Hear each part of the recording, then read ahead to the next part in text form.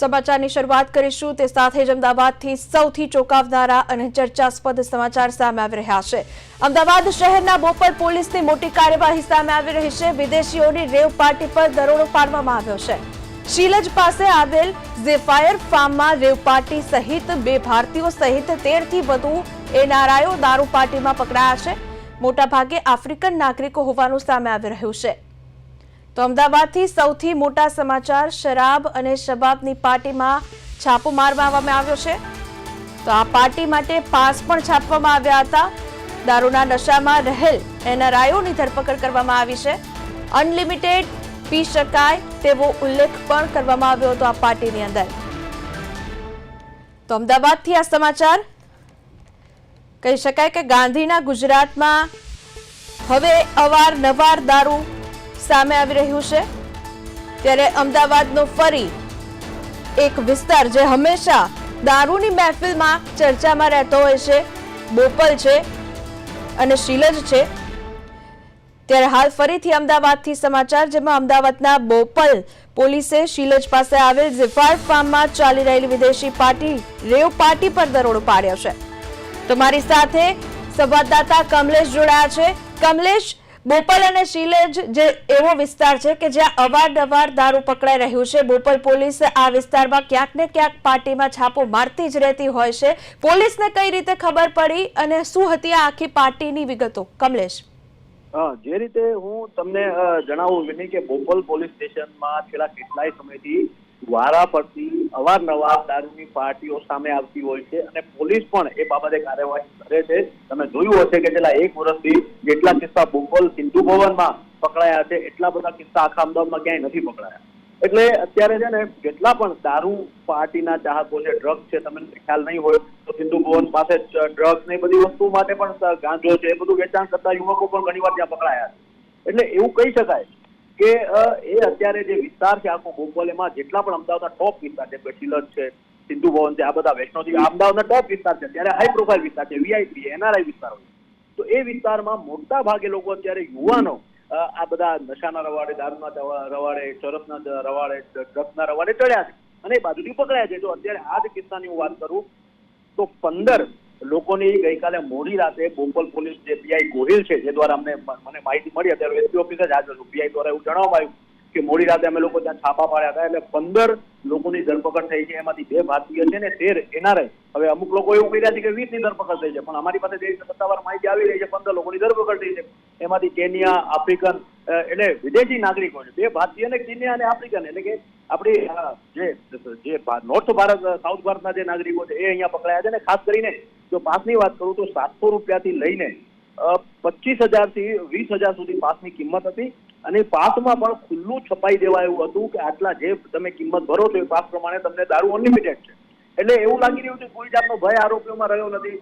ગુજરાત તો પ્રતિબંધિત રાજ્ય છે, દારૂબંધી રાજ્ય છે, પરંતુ ખુલ્લેઆમ પાસમાં દારૂ અનલિમિટેડ પી શકાય એવી માહિતી આપીને ક્યાંક ને ક્યાંક પોલીસ તંત્ર ઉપર, સરકાર વ્યવસ્થા ઉપર આ આરોપીઓ સવાલ ઉભો કર્યો છે। જો કે હાલ દારૂ પાર્ટીનું આયોજન કોણે કર્યું હતું, કેવી રીતે કર્યું હતું, એ તમામ મામલે તપાસ સામે આવી રહી છે। હાલ તો જોન નામનો કોઈ યુવક હતો કે જેણે આનું આયોજન કર્યું હતું એવી પ્રાથમિક માહિતી હાલ બોપલ પોલીસને મળી રહી છે। વધુ તો કેવું છે હમણાં 12:30 વાગે અહીંયા એસપી ઓફિસે તમામ આરોપીઓને લઈ આવવાના છે। રૂબરૂ એ લોકોના વિડીયો જે બી એ લોકોની માહિતી છે, એ લોકોના ક્યાંથી છે, કોણથી, તમામ વિડીયો અહીંયા આપણને મળી જવાનું છે 15 આવશે ને અને થોડાક સમયમાં એસપી પણ આ બાબતે વધારે ખુલાસો કરશે। જી કમલેશ, બોપલ પોલીસને આ બધી જ પાર્ટીની ખબર પડી જાય છે અને ત્યારબાદ પોલીસ ત્યાં પહોંચે છે, દરોડો પાડવામાં આવે છે, આરોપીને ઝડપી પાડવામાં આવે છે।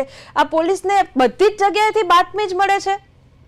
એટલે આમાં શંકાના દાયરામાં તો એની 100% પોલીસને કહી શકાય, કારણ કે જે રીતે હું એસપી ઓફિસે અહીંયા આવ્યો, અમુક મેં સામાન્ય મીડિયાના સૂત્રો હોય છે તે રીતે અમે પણ સૂત્રો પ્રમાણે માહિતી મેળવતા હોય છે। નાના પોલીસ કર્મચારી હોય છે, પોલીસના ખબરી હોય તો અમારા મીડિયાના પણ ખબરી હોય એ રીતે મને માહિતી મળી છે। લોકોના ચહેરા ઉપર અલગ પ્રકારનું સ્મિત આવે છે, લોકો વિચારી રહ્યા છે કે બોપલમાંથી કેમ દારૂ પકડાયા છે।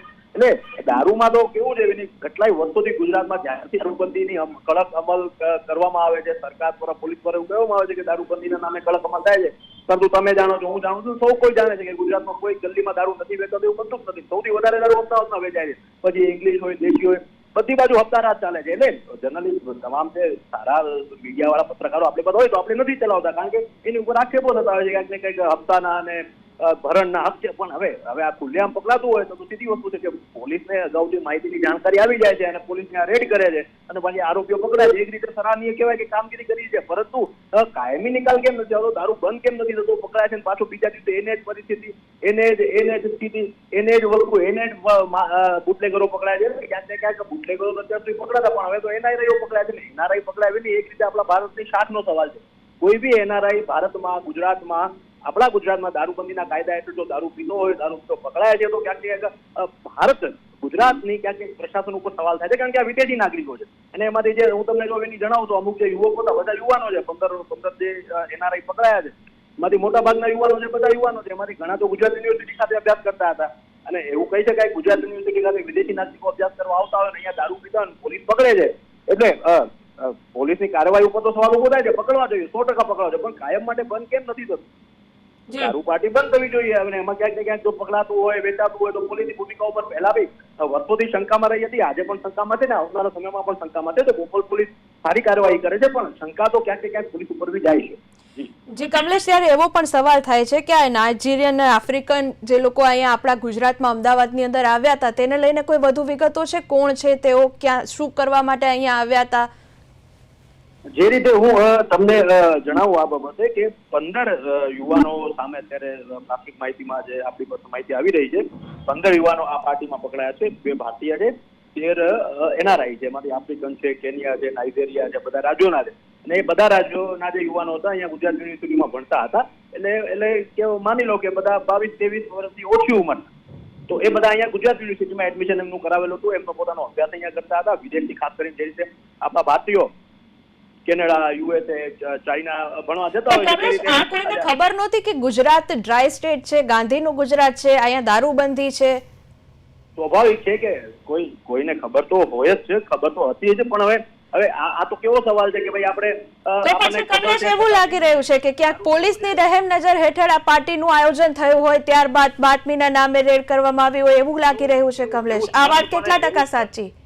ના, સ્પષ્ટપણે એવું વિની ન કહી શકાય. પોલીસ ઉપર આપણે સીધો આક્ષેપ નથી કરી શકતા, કારણ કે પુરાવા વગર આપણે આક્ષેપ ન કરી શકાય. પરંતુ હા, એ સૂત્રો પ્રમાણે જે માહિતી મળતી હોય છે, જે પ્રમાણે અમારી પાસે ઇનપુટ્સ આવતા હોય છે, ક્યાંક ને ક્યાંક પોલીસની કાર્યવાહી ઉપર શંકા થતી હોય છે. પરંતુ જ્યાં સુધી પુરાવા પાકા ન મળે ત્યાં સુધી પોલીસનું ઇન્વોલ્વિંગ આપણે ન કહી શકાય.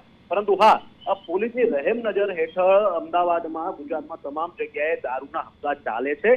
અને એ તો સ્વાભાવિક છે, બધાએ સ્વીકાર્યું છે ને મોટા પાયે ભરણ જાય છે. તમામ વર્ષોથી તમામ સમાચારો, વર્તમાનપત્રો, મીડિયાના માધ્યમથી આ વાતો સામે આવતી હોય છે. પરંતુ એની ઉપર કંટ્રોલ નહીવત છે અને થવાનું શક્ય પણ નથી. પણ જ્યાં સુધી હવે આ બાબતે કડક અમલવારી સચોટ નહીં થાય ત્યાં સુધી કોઈ પણ પ્રકારે અમલ થઈ શકે એમ નથી. વાતો ઘણા સમયથી થાય છે ને હજી પણ વાતો ચાલી રહી છે. હવે આગળ જોઈએ કે આમાંથી જો ફરક પડે છે, નહીં તો જેતે તે વેતે તો ચાલી રહ્યું છે. પોલીસની સ્પષ્ટપણે ભૂમિકા આમાં છે એવું ન કહી શકાય. પોલીસને જાણકારી હતી એવું બી ન કહી શકાય. હા, જાણકારી હતી, રેડ પાડી છે, કાર્યવાહી કરી છે, ને પકડાયા છે, ગુના નોંધાયા છે. એ તારીફે કાબિલ છે પોલીસનું. પણ પોલીસની ક્યાંક ને ક્યાંક શંકા તો હંમેશા દારૂ પકડવામાં રહેતી હોય છે, એ વાત સાચી છે. કમલેશ, જ્યારે કોઈ ગુજરાતમાં ગુજરાતી કોઈ નાગરિક પકડાય છે ત્યારે તેની ઉપર ગુનો દાખલ કરવામાં આવે છે, ત્યારબાદ કેસ ને બધું થાય છે, આગળની પ્રોસેસ થાય છે. પણ હાલ તો આ એનઆરઆઈ પકડાયા છે, 15 જણા આપ કહી રહ્યા છો, તો આ 15 ઉપર કેસ થશે? કેવી રીતની કાર્યવાહી થશે? શું પ્રોસેસ હોય છે? જે રીતે હાલ વાત કરું તો 15 જણાને જે રીતે હાલ ધરપકડ કરીને આગળ કાર્યવાહી કરવામાં આવી છે, એ લોકો ઉપર જે દારૂનો જે બી કેસ થતો હોય છે, દારૂ પીવાનો, દારૂ વેચવાનો, એ પ્રકારની કાર્યવાહી અત્યારે પ્રોહિબિશન એક્ટ હેઠળ એમની વિરુદ્ધમાં ગુનો દાખલ કરવામાં આવ્યો છે. અને વધુમાં હાલ પોલીસે આ બાબતે તપાસ ચાલુ કરી છે અને પોલીસે આ બાબતે વધુ વિગત આપવા માટે આપણી સાથે ચર્ચા પણ કરી છે. એમણે કહ્યું છે કે જો આમાં કેવું છે કે જે કાયદામાં બંધારણની કલમ મુજબ, બીએનએસના કાયદા મુજબ, ભારતીય ન્યાય સંહિતા મુજબ કલમો જે પ્રમાણે કાર્યવાહી થતી હોય તે પ્રમાણે પોલીસ કાર્યવાહી કરી રહી છે. પ્રોહિબિશન એક્ટ વિરુદ્ધમાં કલમો હોય છે, પ્રોહિબિશન એક્ટ વિરુદ્ધની કલમો હેઠળ આ તમામ યુવાનો ઉપર ગુનો નોંધાયો છે. અને દારૂ પીવો એટલે કે દારૂ વેચાણ કરવો અને પીવો બંનેમાં ઘણો ફરક છે. અત્યારે તો એવી માહિતી મળી રહી છે કે આ બધા યુવાનો ત્યાં દારૂ પી રહ્યા હતા, એટલે એ લોકો પર દારૂ પીવાનો ગુનો રાખવામાં આવ્યો છે. સામાન્ય રીતે એમની પાસે એકાદ પેટી મળી છે, જે એમની પાસે અલગ અલગ બ્રાન્ડના દારૂ હતા, એ પેટી રાખવાનો પણ એમની ઉપર ગુનો નોંધાયો છે. પરંતુ હાલ વધુ કેટલી કલમો નાખવામાં આવે છે એ જોવાનું રહ્યું. પરંતુ એવી રીતે ક્યાંક ને ક્યાંક એવું તો કહી શકાય કે ગુજરાત ગુજરાતની શાસનું, ગુજરાતના સમાજનું, તમામ સમાજનું આ દારૂબંધીને કારણે કે પોલીસનું કે સરકારનું નાક કપાઈ રહ્યું છે. અને આ વખતમાં તો 100% થઈ શકે, કારણ કે વિદેશી નાગરિકો છે એટલે ત્યાંની એમની જે કાર્યવાહી છે એ સ્વાભાવિક છે કે એની ઉપર શંકાઓ ઉઠી રહી છે. અને આજે યુવાનો અહીંયા ભણી રહ્યા છે, ભવિષ્યમાં પોતાના વતન પણ પાછા જવાના છે, તો સ્વાભાવિક છે ને આપણે ક્યાંક ને ક્યાંક આપણી આબરૂ ઉપર સવાલ ઉભા થાય છે. અને યુવાનોને જે બી પકડાય છે એમની ખબર તો છે જ કે દારૂબંધી સ્ટેટ છે રાજ્ય, અહીંયા દારૂ પ્રતિબંધિત છે, છતાં પીવે છે.